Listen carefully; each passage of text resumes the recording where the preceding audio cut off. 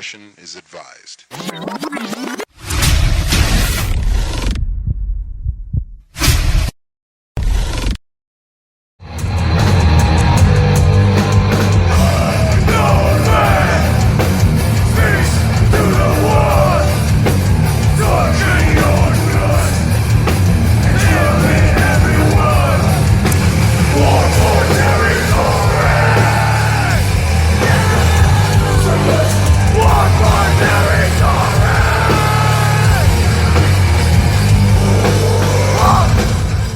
Halo brother, Halo, Bung. apa kabar hari ini Baik. di malam Jumat tahun itu tanggal 17 Agustus, peringatan 17 Agustus ya. hari kemerdekaan kita semua, Siap. bangsa Indonesia. Halo brother and sis, kembali lagi di Yan Pitson channel. Saya nggak ditemani sama Bro Yan hari ini, ditemaninya sama Bro Adi. Dan sengaja saya pakai batik nih sama peci karena ini menunjukkan identitas nasional 17 Agustus. Jadi ini bukan milik pakaian ini tidak cenderung untuk dimiliki oleh salah satu agama, tapi ini adalah nasional, pakaian nasional. Mungkin awalnya dari salah satu kelompok agama yang hanya dikolaborasikan, dinasionalkan. Nah, hari ini nih kita mau panjang lebar juga nih ngobrol nih, ngebahas mengenai karena situasi sekarang lagi agak panas nih di Bandung nih, di Dago Elos ya. Mengenai masalah tanah, entah apakah itu kita ini darurat pertanahan atau bagaimana, saya nggak tahu. Tapi anu jelas mah jelema anu nincek karena lemah jeung cai teh itu kan berarti dia punya tanah air, ya kan?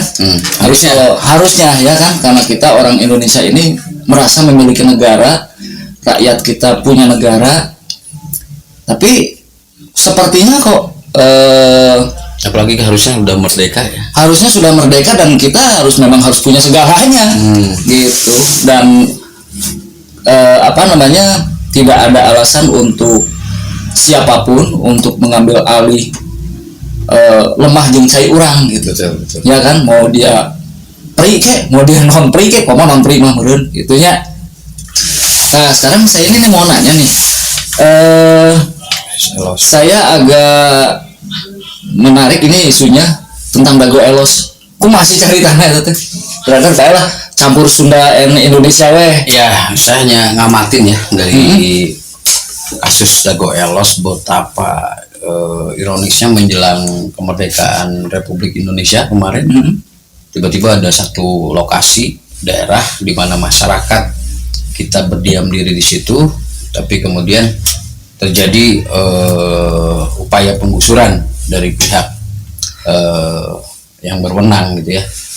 Kita mungkin nanti bisa ditayangkan video-video yang memperlihatkan bagaimana rusuhnya Dago Elos. Jalan Dago itu ditutup, bro.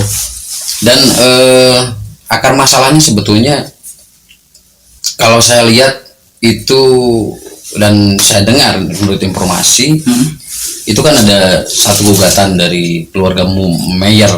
Keluarga Meyer itu Meyer Muller ya. Muller ya salah ya. Maaf ya, keluarga Muller ya. Keluarga Muller itu melakukan gugatan terhadap masyarakat di situ karena kepemilikan 3 Ehnumper Ponding. Ehnumper Ponding itu kan kita harus bahas dalam nanti. Cuman akhirnya di kasasi mereka kalah, di PK mereka dimenangkan. Ya mungkin berakibat karena putusan pengadilan memenangkan pihak Muller, ya akhirnya muncullah putusan pengadilan yang diharuskan sita eksekusi. Ini udah sampai mana nih proses pengadilannya? Udah sampai, informasinya sudah sita eksekusi ya. Jadi mungkin kemarin itu adalah proses eksekusi seharusnya, tapi karena memang ada perlawanan, ada hal-hal yang ada perlawanannya yang menurut masyarakat juga ganjil, akhirnya mungkin hari ini masih dilakukan proses mediasi ya. Seperti itu. Nah, saya sedikit menarik ini tadi ada Eigendom Verponding. Naon sih Eigendom Verponding teh? Apa itu? Ya, Eigendom Verponding ini, nah ini unik kalau kita harus bahas mengenai Eigendom Verponding, Mas Bro. Jadi Eigendom Verponding ini menjadi sebuah apa ya? Sekarang ini lagi banyak dibicarakan di masalah pertahanan kita. Lalu apa sih Eigendom Verponding? Eigendom Verponding itu adalah dokumen yang merujuk atau menunjukkan kepemilikan atas lahan yang dikeluarkan pada zaman Hindia Belanda dulu sebelum Indonesia merdeka. Zaman kolonial Hindia Belanda. Betul.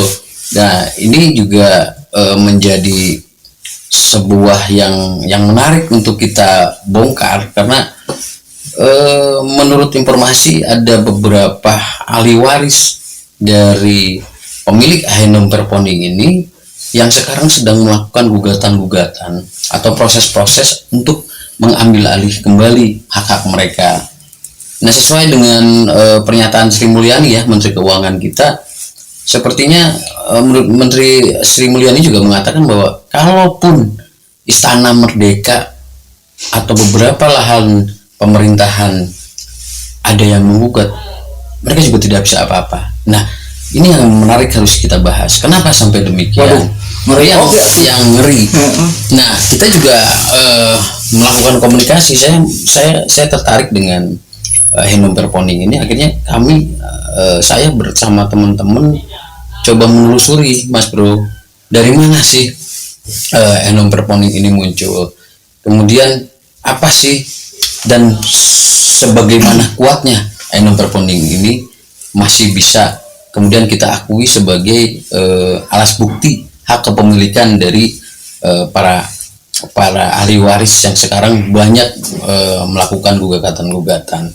Salah satunya ada satu ahli waris yang sekarang lagi booming, namanya ahli waris dari Nyimas Siti Aminah atau Nyimas Enceh. Nyimas Enceh. Betul. Nah, ini ketika kita coba telusuri perjalanan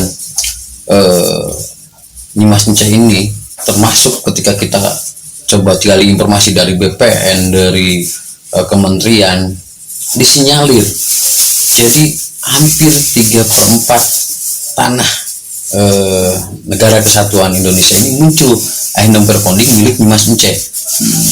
Nah, yang lucunya sampai hari ini mungkin dari 3/4 itu telah muncul alas-alas hak semacam HGGU, HPL, HGB maupun sertifikat hak milik itu sendiri yang diindikasikan terjadi maladministrasi.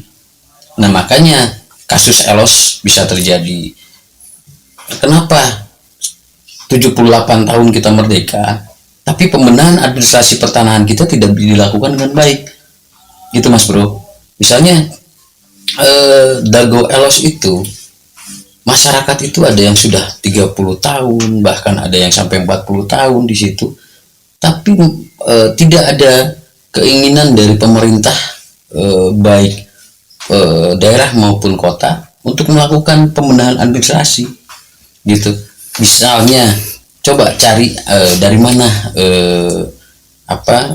dasar tanah itu sendiri, kemudian lakukanlah proses administrasi yang baik sehingga tidak terjadi kasus-kasus semacam ini. Tiba-tiba ada sebuah kelompok atau sebuah korporasi yang kemudian mengklaim bahwa dia sudah membeli dari ahli waris pemilik tanah tersebut, yang kemudian terjadilah seperti kasus yang tidak Elos. Nggak begitu, begini, Mas Bro. Saya masih agak kurang mudeng kan, kalau kata orang Indonesia masih belum cair nih tentang saya. Eigendom Verponding. Eigendom Verponding itu konon dimiliki oleh banyak yang dimiliki oleh orang-orang dahulu. Betul. Itu tuh secara histori Eigendom Verponding ini dikeluarkan oleh pemerintah kolonial Hindia Belanda, ya kan? Nah, saat itu berarti pemiliknya tuh orang Belanda apa gimana nih? Saya masih belum Nah, ini. belum mengerti. Ada dari penelusuran kami ada beberapa bukti produk handloom perponding yang satu sisi ada atau satu dokumen itu di atas namakan orang pribumi. Orang pribumi. Jadi walaupun itu adalah produk dari pemerintahan Hindia Belanda yang pada waktu itu dikeluarkan oleh notaris-notaris zaman itu, tapi kemudian dia mengatasnamakan atas nama pribumi. Nah, ini hak kepemilikannya melekat.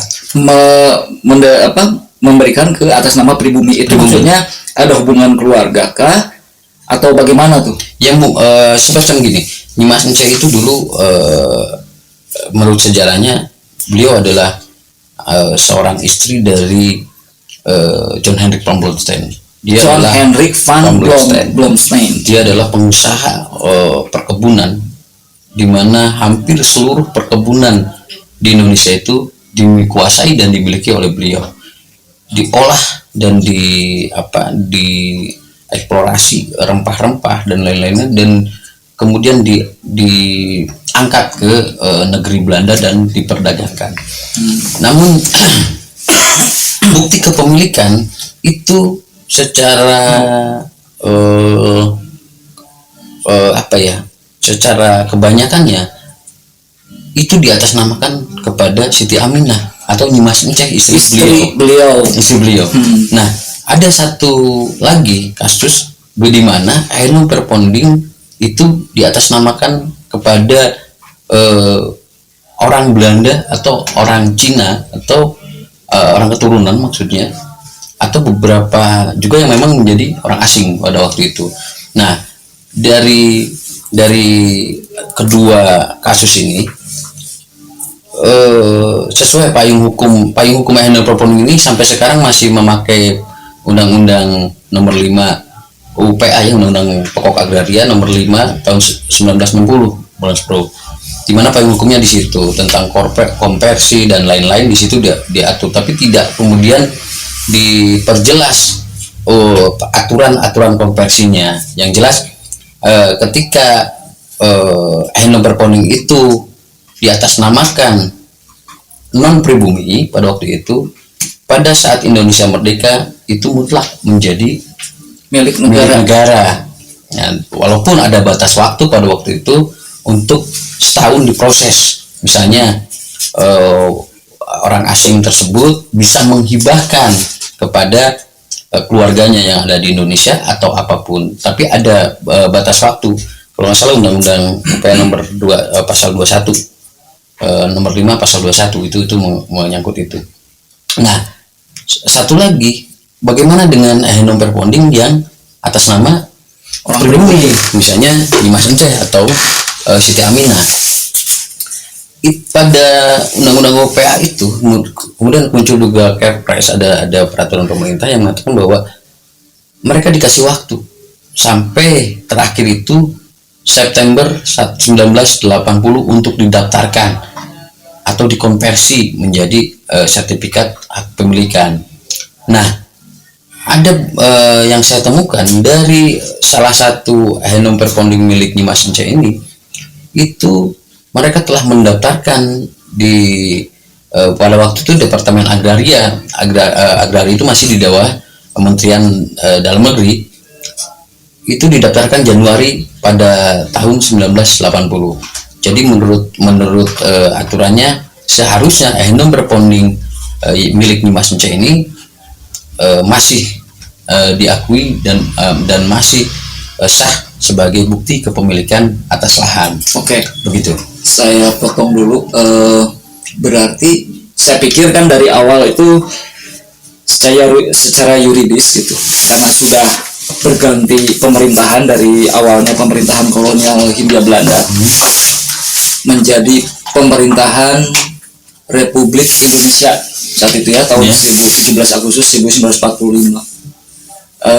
Berarti kalau saya pikir awalnya itu batal demi hukum gitu. Handloom perponding jadi yang dibawa oleh segala sesuatu yang terstempel oleh pemerintah kerajaan Belanda itu berarti batal demi hukum, tapi ternyata tidak ya. Iya, sebetulnya dulu pernah ada proses ke arah situ.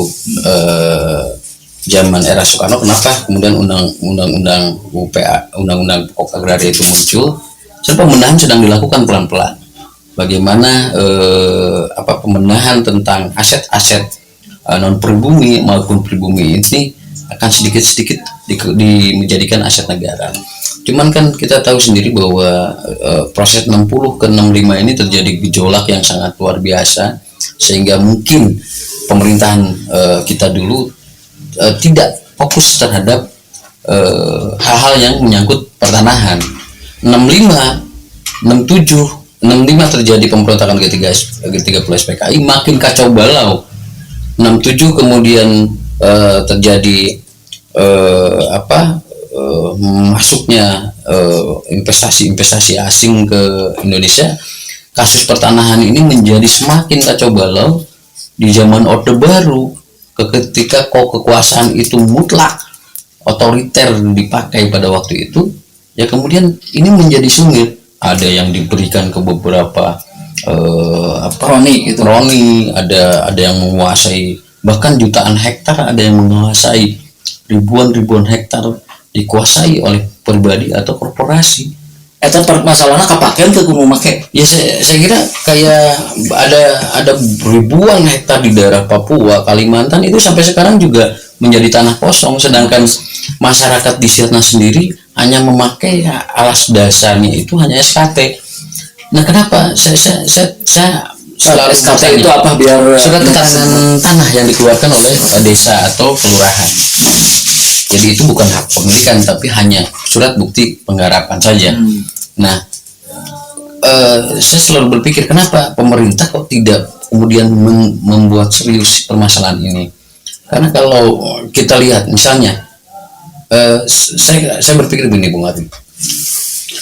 Freeport, kalau Freeport itu benar, ini kita bicara kalau Freeport itu benar, 51% sudah dikuasai oleh negara atau menjadi haknya negara, mungkin kondisi ekonomi kita sudah sangat baik. Kalau dari produksi itu juga kalau memang lahan Freeport itu dimiliki dan dikuasai oleh negara atau orang Indonesia atau negara. Tapi kan kalau kita lihat dari status kepemilikannya, apakah status kepemilikan itu masih dimiliki Freeport itu sendiri atau orang lain? Akhirnya negara mungkin saja hanya mendapatkan pajak retribusi dari eksplorasinya saja. Wajar kalau kondisi Indonesia saat ini masih sangat terpuruk dalam bidang ekonomi. Itu kita bicara Freeport, tapi belum lagi kita bicara pertambangan yang lain. Nah, mungkin kalau memang nanti ada pembahasan lagi tentang hal ini, kita akan coba mengeluarkan data-data tentang berapa pertambangan yang memang HGU-nya habis atau HGB-nya habis tapi tetap melakukan pertambangan.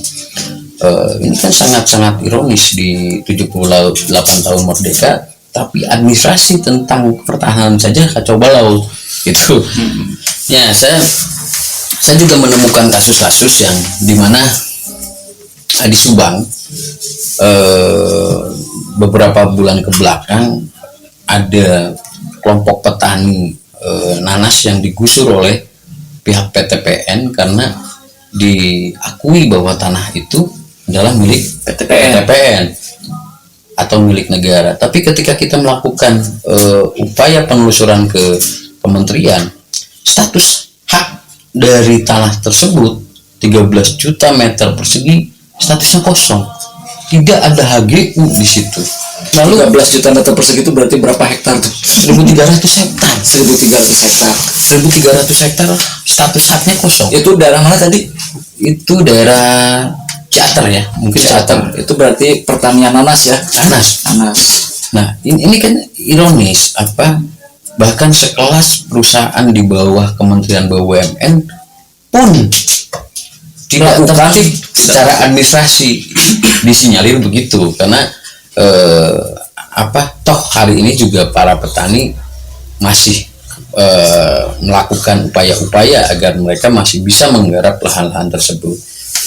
Nah, tidak hadirnya negara di kasus-kasus semacam ini juga menjadi keperhatian kami, Mas Bro, karena hal itu sebetulnya mudah dilakukan, tapi pertanyaannya kenapa kok seperti sulit? Nah, akhirnya kita juga melihat banyaknya pengusaha-pengusaha yang menggunakan lahan-lahan non-performing tadi ya. Ya, status kosong tersebut, di mana hak statusnya kosong, itu kemudian mudah untuk dilakukan kerjasama. Akhirnya keuntungannya kita tidak tahu apakah itu keuntungannya masuk negara atau seperti apa. Ya mungkin kita bisa telusuri bersama ke depan gitu. Husnuzon nama busana negara. Ya mudah-mudahan saja masuk ke negara gitu. Husnuzon. Karena sekarang zaman itu Mas Bro. Nah, kembali ke tanah Dago Elos. Dago Elos nih. Di sana juga selain Muller, kami juga menemukan peta atau plotting dari kementerian bahwa itu masuk Ehenom Perponding nomor 3529 69. Nanti mungkin bisa nanti silakan, saya akan keluarkan gambarnya, plottingan dari kementerian, dan kemudian luasnya sekitar 14 hektar. Itu 11 hektar dari kalau Mas Bro tahu PMI ke atas sampai terminal, dan itu diatasnamakan di dalam Ehenom Perponding itu milik Nyimas Enceh atau Siti Aminah. Terus Muller ini siapa? Kan ini timbul nama Muller nih. Nah, kita juga tidak tahu apakah Muller ini adalah figur-figur yang dimunculkan atau kemudian seperti halnya ada beberapa kasus semacam ada tanah-tanah lahan yang dikuasai Paber, Mayer, dan lain-lain, banyak masuk sekali.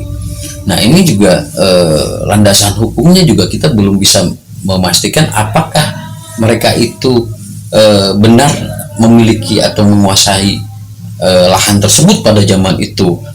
Tapi ketika kita konfirmasi kepada pihak ahli waris Nyimas Enceh yang nanti kita bisa datangkan ke podcast ini, mereka itu disinyalir adalah para pegawai Nyimas Enceh yang menguasai atau diperintahkan untuk mengelola lahan-lahan perkebunan milik NP Blumpring. NP Blumpring adalah perusahaan perkebunan milik John Henry Poundstone dulu.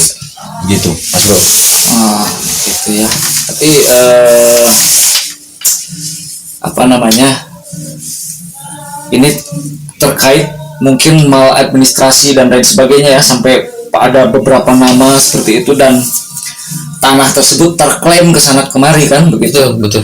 Nah, saya ngerinya itu bahwa kalau benar tadi yang dikatakan Mas Bro, bahwa 3/4 nih, katakanlah di Bandung aja, Bandung Raya, kalau 3/4-nya itu berarti orang itu kan itu udah ada yang dapat sertifikat hak milik ya kan. Nah, itu kemungkinan validnya memang dia memiliki SHM itu berapa persen dibandingkan dengan misalkan karena maladministrasi sekarang itu memang dimiliki oleh Nyimas Enceh.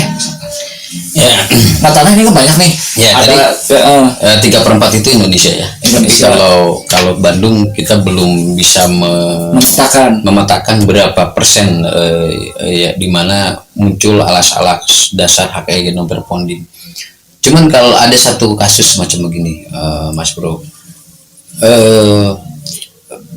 ada muncul beberapa lahan di mana lahan itu muncul HPL, semacam, maaf saya contohkan kasus Universitas Pajajaran atau ITB, itu muncul HPL.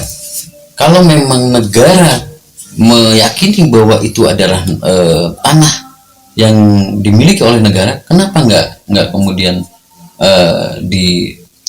bukan dipakai dengan HPL gitu? Misalnya HPL atau misalnya mungkin dijadikan saja tanah milik negara. HPL itu kan menunjukkan bahwa tanah itu seperti meragukan, hanya hak pakai saja gitu. Nah, ketika kami telusuri lagi, ada beberapa singgungan antara tanah-tanah Ehenom Perponding itu dengan kepemilikan aset Kota Bandung. Nah, di dalam kasus per kasus itu muncul HGB atau bahkan muncul hak milik. Nah, yang perlu di garis bawahi di sini, ketika kita lihat kalau di sertifikat itu ada historis ya, di situ ada riwayat dari mana sertifikat itu muncul. Misalnya kalau dari letter C ya muncul letter C atau kohir berapa. Nah, kalau dari Henover-Ponding biasanya konversi dari V nomor sekian-sekian. Ada beberapa contoh kasus di mana muncul sertifikat hasil konversi V nomor sekian-sekian, tapi buku asli Henover-Pondingnya masih dimiliki ahli waris. Berarti dan ahli waris menyatakan tidak pernah terjadi jual beli atau pemindahan hak kepada siapapun pada waktu kapanpun gitu. Nah, logikanya begini, ketika misalnya gini, kita punya motor atau barang yang sertifikatnya masih di kita, BPKB-nya gitu ya. tapi barang itu bisa berpindah tangan dan diakui dan kemudian muncul sertifikat baru atau BPKB baru. Ini kan jadi pertanyaan. Nah, hal ini yang menjadi fokus kami, bagaimana supaya ini bisa menjadi lebih kita upayakan untuk tertib. BPN, pihak kota maupun BPN Kanwil, kementerian ini harus segera fokus terhadap permasalahan-permasalahan ini, karena memang dari beberapa kasus yang tadi saya bicarakan ini ternyata menjadi alat yang enak sekali, menjadi konsumsi yang sangat enak sekali bagi para mafia tanah. Mafia tanah ini banyak bermain di kasus-kasus Henover-Ponding gitu kan. Kebayang Mas Bro, kalau Mas Bro bisa mensertifikatkan satu lahan di mana lahan itu tidak jelas kepemilikannya, tapi muncul sertifikat, kemudian diagunkan ke bank, muncullah nilai kreditur atau nilai jaminan dari tanah tersebut. Lalu dasar dari orang yang menyimpan ke bank itu apa? Ketika nanti muncul si pemilik asli dari lahan tersebut, kemudian bank pun rugi, kan?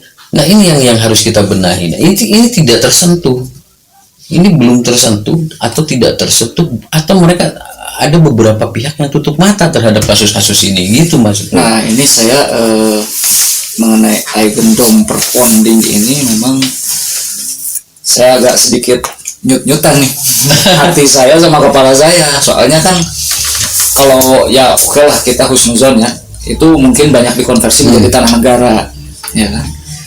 Nah, untuk tanah-tanah Eigendomperponding yang sudah diisi oleh masyarakat bawah, itu kan, dan orang rakyat tersebut ya, masyarakat tersebut tidak tahu bahwa itu dulu Eigendomperponding, gitu kan. Dia tahu beli, dia udah ada sertifikat dan lain sebagainya, entah sertifikatnya bagaimana, yang penting kan sudah tervalidasi mungkin di BPN pada saat dia beli. Nah, masalahnya kalau dengan maladministrasi yang seperti ini, masih ada Eigendomperponding yang asli, yang dimiliki, yang dipegang. Nah, itu gimana tuh? Dari mungkin justru hak waris dari anak keturunan Mas Encai sendiri bagaimana? Justru gini, ini kan kontradiktif dengan apa yang tadi kita bahas. Satu sisi ada konspirasi atau mafia-mafia tanah yang memanfaatkan Eigendomperponding, tapi pemerintah tahu sebetulnya, oknum-oknum pemerintah itu tahu sebenarnya dari mana tanah itu berasal, dasarnya apa, sebetulnya tahu.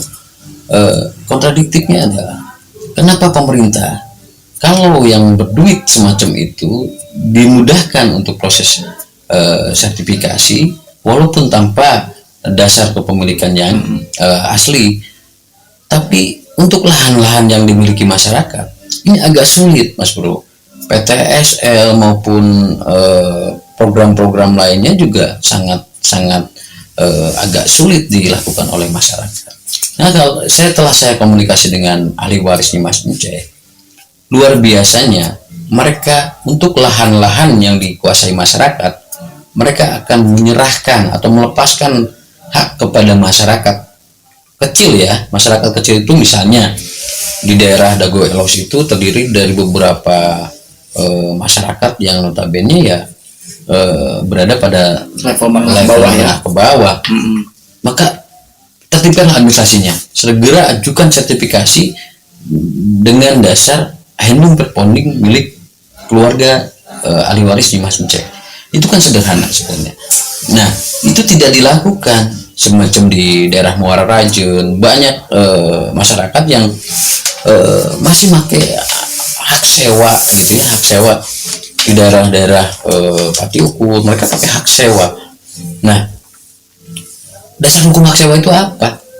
Kita juga masih mempertanyakan dasar hukum hak sewa itu apa, apalagi 78 tahun kita merdeka, masyarakat yang memakai lahan untuk tidur, untuk hidup, bukan untuk usaha, masih diambil hak sewa gitu. Nah, ini yang ironis. Ensis ini menarik, bahwa 78 tahun kita merdeka ternyata masih ada karena kesalahan-kesalahan detail, kesalahan-kesalahan detail administrasi seperti ini, orang diharuskan membayar sewa di tanah air mereka sendiri.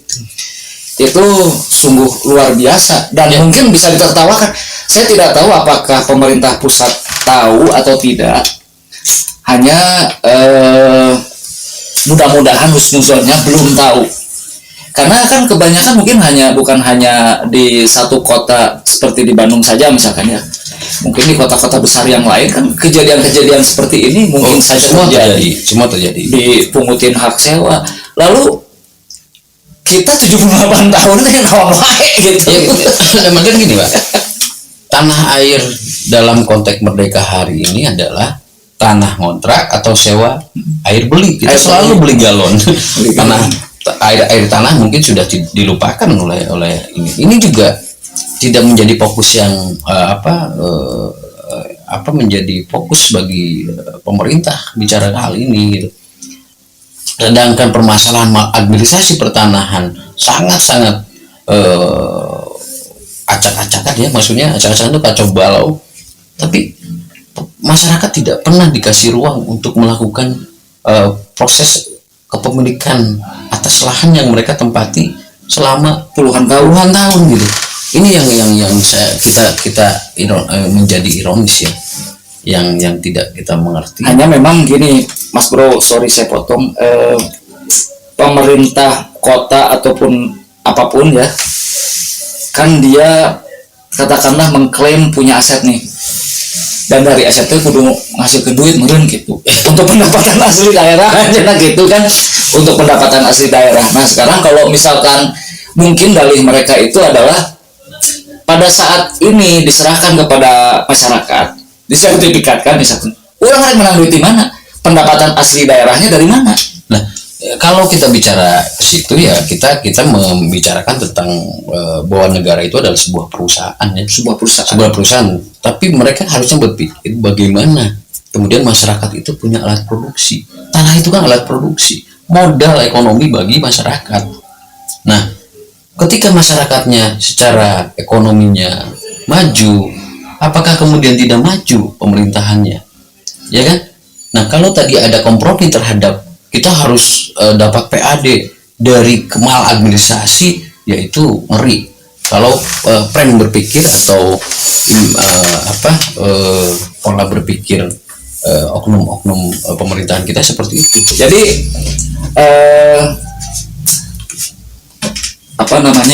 saya juga semakin senut-senut nih kepala saya ngedengerin itu, karena ya memang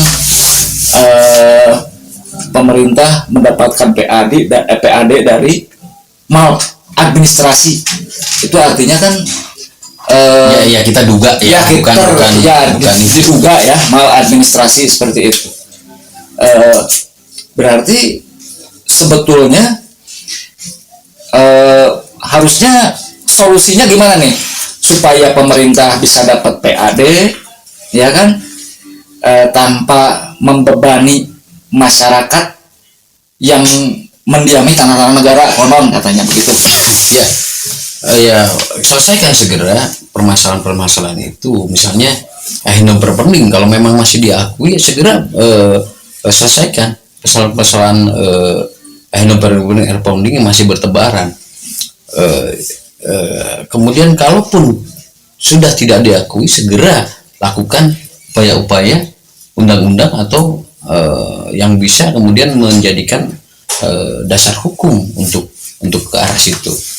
Cuman kan kalau kita bicara tentang kepemilikan yang mutlak, yang dikuasai atau dipemiliki oleh orang pribumi yang notabene masih ada ahli warisnya, seharusnya ini ada kebijakan. Saya sudah melakukan beberapa pembicaraan dengan beberapa ahli waris yang kemudian memiliki ahenom berponding. Intinya mereka ingin kok menyelesaikan permasalahan ini supaya kemudian administrasi pertanahan di Indonesia ini lebih baik atau menjadi baik.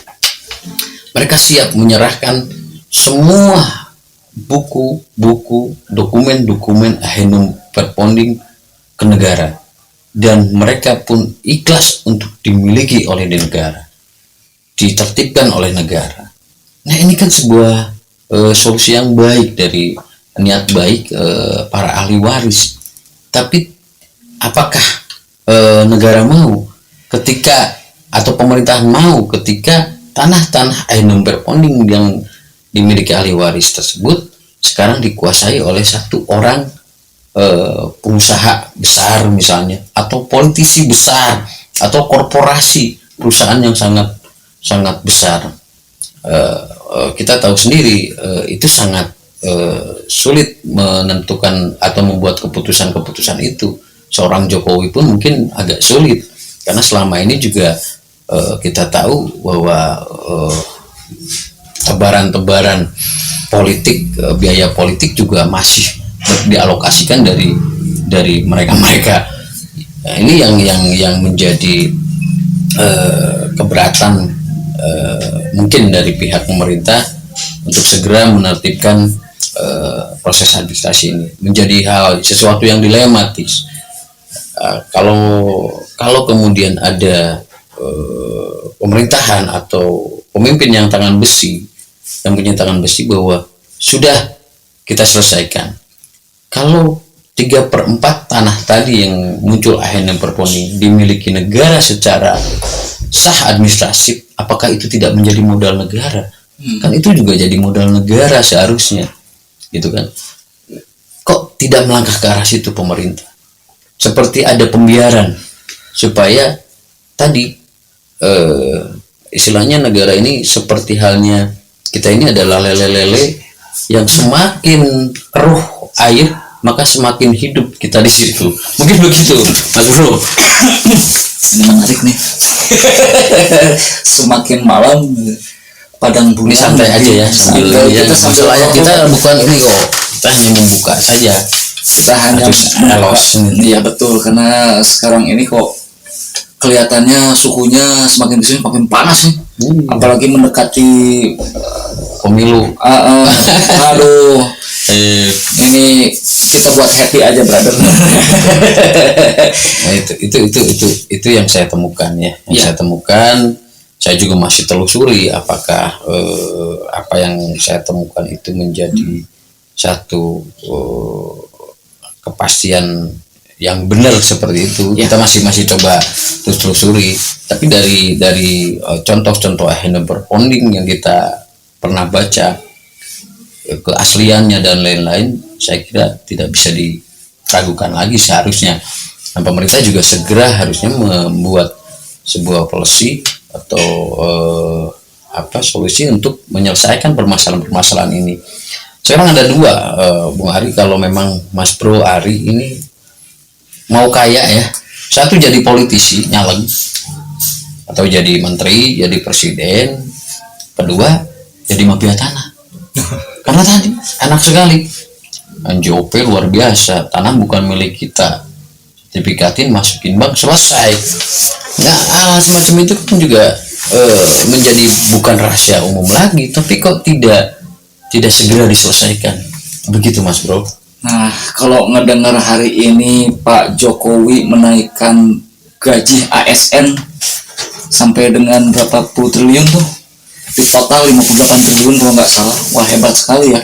Jadi mereka juga bekerja juga harus lebih berhati-hati dan lebih banyak penetrasi, ya nggak? Karena selama ini kan yang diomongin kan, kalau nggak ada aset kita nggak mungkin dapat pendapatan.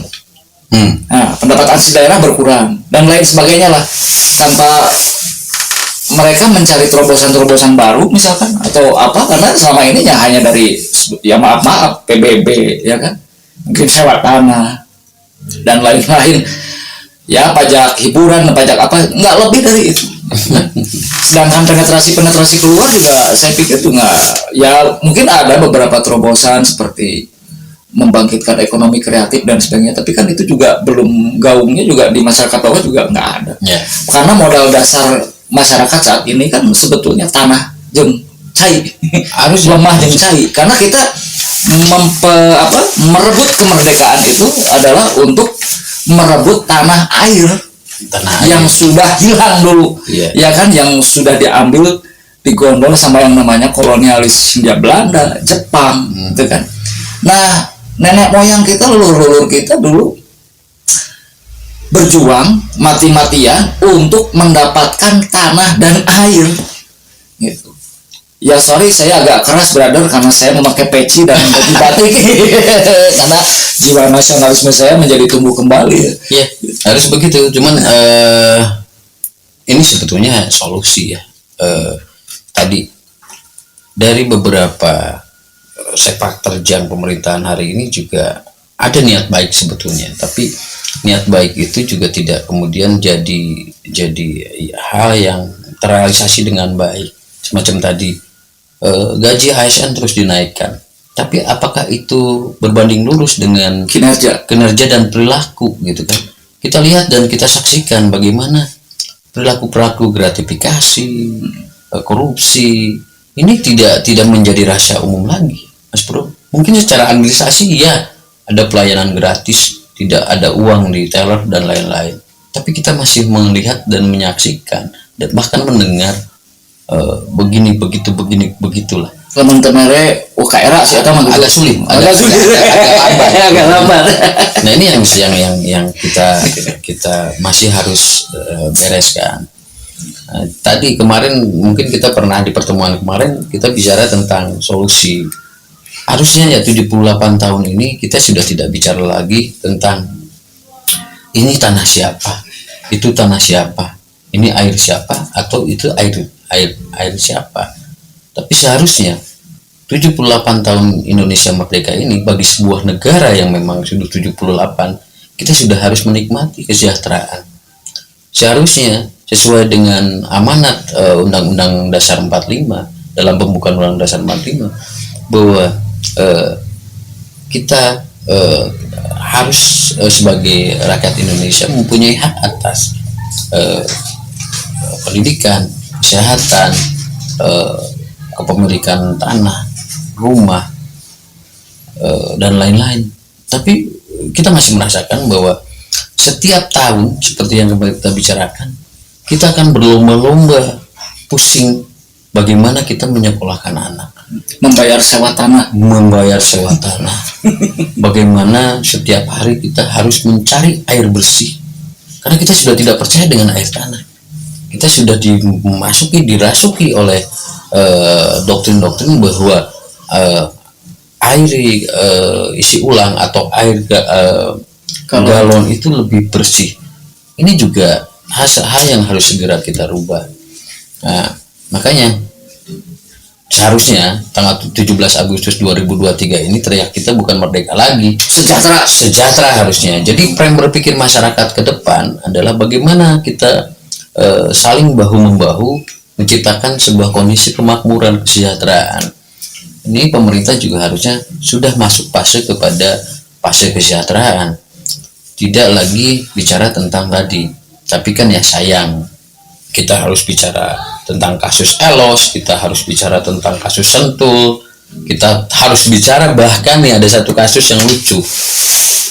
Ada salah satu daerah di Bogor itu dilakukanlah proses sertifikasi massal PTSL terhadap satu lokasi. PTSL itu apa?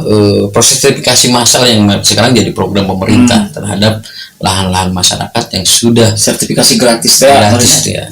Nah, ketika telah jadi sertifikasinya dibagikan ke masyarakat beberapa saat kemudian disita oleh pengadilan karena ternyata lahan itu dan yang membagiannya itu Presiden Jokowi itu sendiri.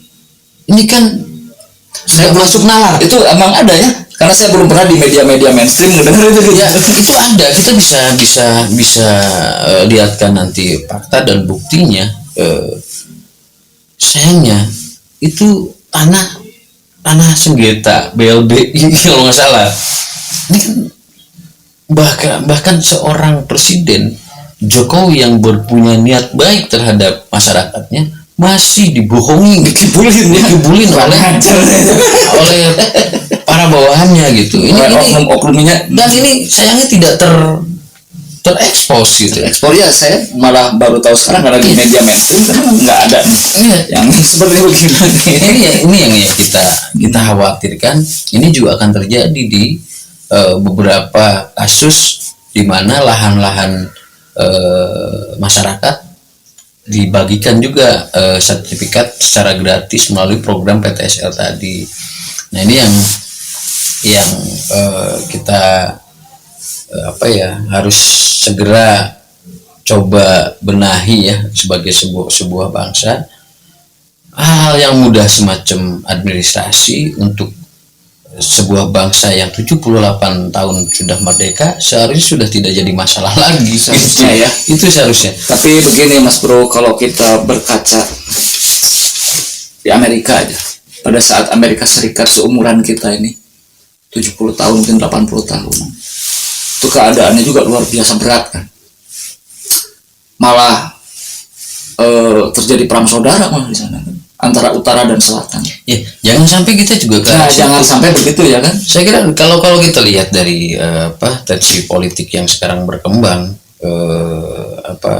di mana kalau kita lihat dari salah satu suku kita di Kalimantan sudah terjadi perbedaan pendapat dan mereka itu dikonflikkan atau dibenturkan atau ini kan sepertinya mereka masuk ke ranah konflik dan kemudian pemerintah kita juga sendiri merasa bahwa mereka ini teman-teman kita di sana ini masih bisa untuk dijadikan alat konflik gitu.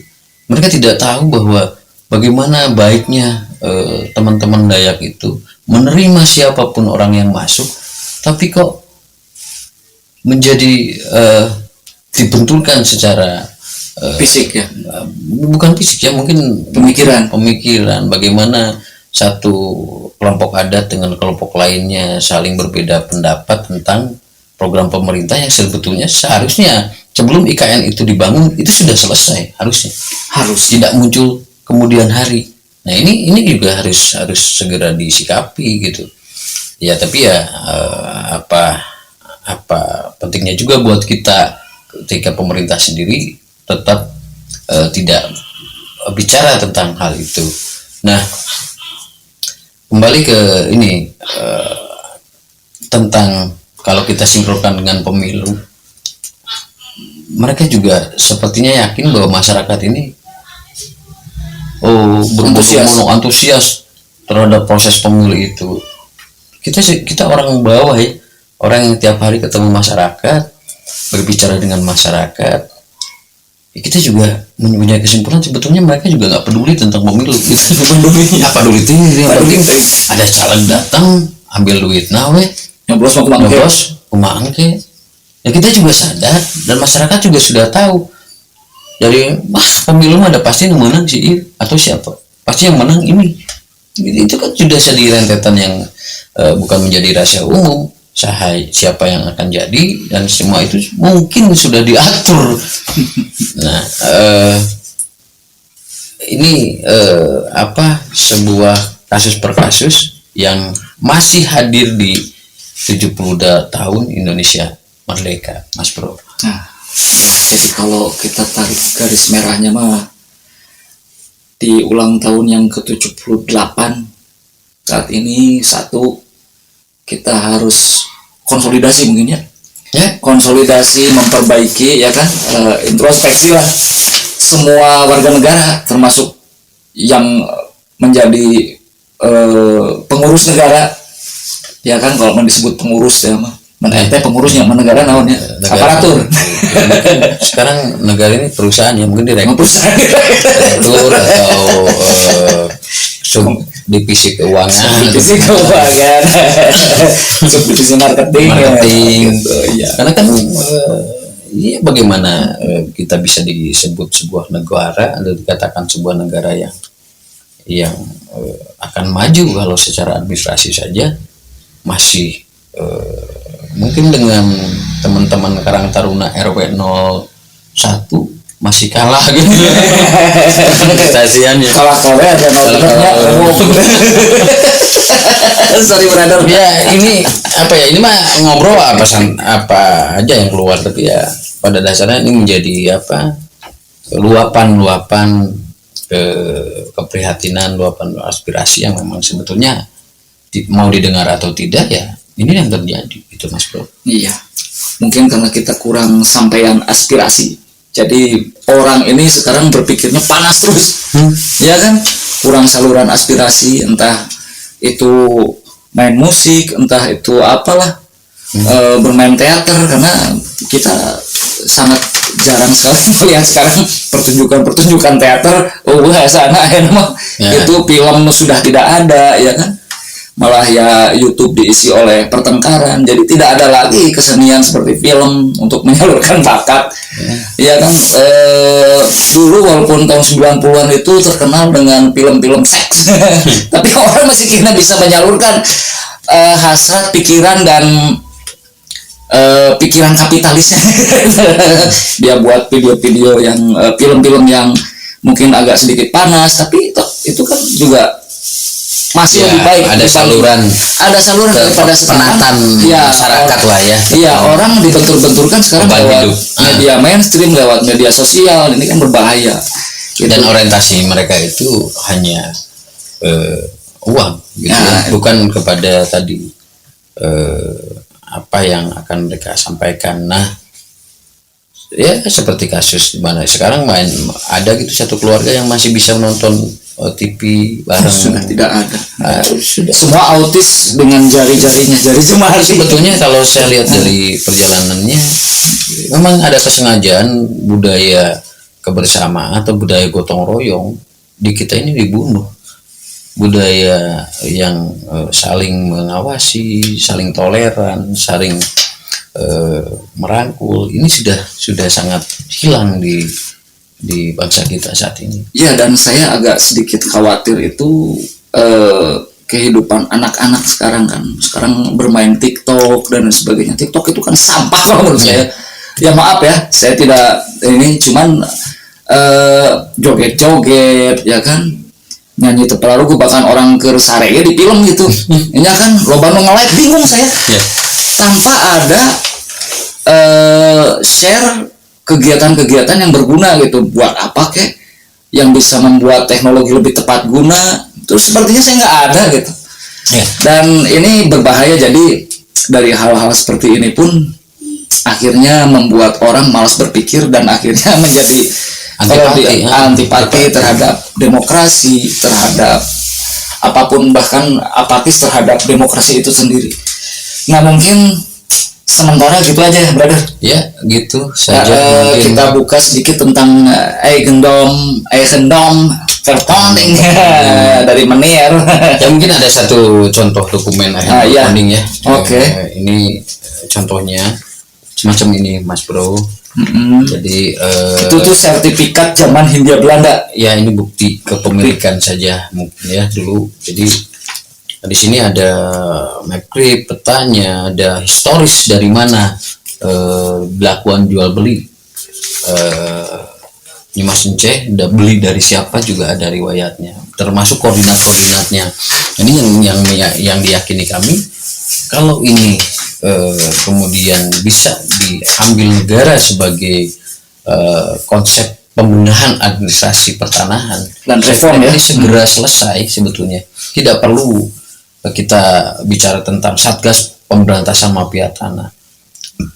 Ya kita lihat apakah Satgas Pemberantasan Mafia Tanah itu sampai hari ini juga terdengar hasil kerjanya. Kita tidak sampai mendengar itu, hanya hanya mungkin agak sedikit menahan, tapi perilaku-perilaku atau kejadian-kejadian maladministrasi, pemalsuan dokumen masih sering bisa terjadi di areal-areal institusi kita. Tapi yang jadi persoalan juga, Mas Bro, ini tidak ada aturan yang mengatur ketika BPN itu melakukan kesalahan terhadap produk yang dia keluarkan, itu tidak ada punishment untuk itu gitu. Tidak ada secara institusi BPN-nya mendapatkan punishment. Nah, karena mereka akan berkelit, mereka itu hanya sebagai pencatat, operator pencatat, bahwa semua dokumen-dokumen mereka terima, dicatat dan dikeluarkan. Akhirnya ketika produknya ternyata diindikasikan cacat hukum, maka mediasinya hanya PT UN gitu.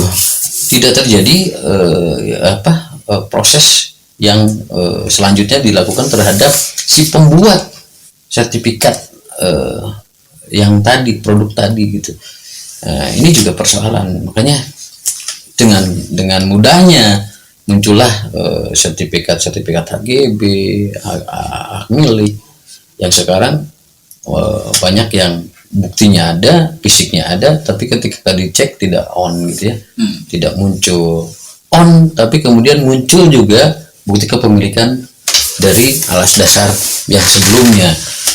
Ini merugikan juga bagi pemilik awal dari beberapa lahan tersebut, karena mereka harus kemudian bertarung di petun, di pengadilan mungkin perdata tingginya segala macam, karena tidak sedikit biaya yang harus mereka keluarkan. Nah, makanya bagi ahli waris yang notabene tidak mampu, yang kondisi ekonominya pas-pasan, ya malas untuk mengurus itu. Akhirnya apa yang sudah menjadi produk ya mereka biarkan. Dan ini banyak kasus yang terjadi semacam ini, Mas Bro. Ya, itu prihatin kita. Ya, itu salah satu keprihatinan tuh di ulang tahun yang ke-78 Republik Indonesia. Betul. Selamat ulang tahun, selamat dirgahayu Negara Kesatuan Republik Indonesia, semoga panjang umur. Saya doain semoga panjang umur, harus panjang umur dan selalu melangkah lebih baik, dan pastinya harus sejahtera. Ya, tapi asal bisa dengan kan kalau penyakit itu udah kanker stadium 4 ini. Stadium 4. Ya, bagaimana bisa panjang umur kalau kanker stadium 4? Ya, kita masih punya atas berkat rahmat Allah yang kuasa di permukaan.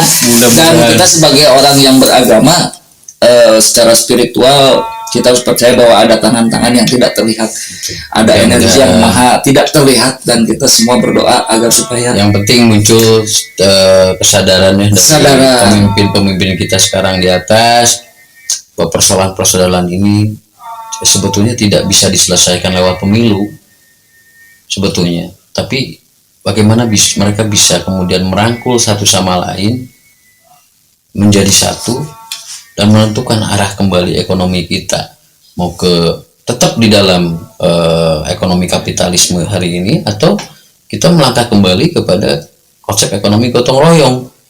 Nah, tinggal pilihannya hanya itu. Kalau 2024 kita masih di ranah ekonomi kapitalis semacam ini, ya saya kira kankernya sudah sangat tidak bisa diselamatkan dengan kemoterapi pun sudah selesai. Jadi murudulnya buuk saya.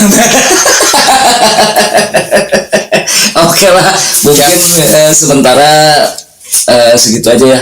Kita bincang, nanti pasti akan ada part selanjutnya nih, karena menarik nih. Dago Elos, Eigendom Performing dan lain-lain. Ini mungkin ada ini sedikit keprihatinan kita untuk Dago Elos ya, masyarakat, kepada masyarakat Dago Elos, jangan patah semangat.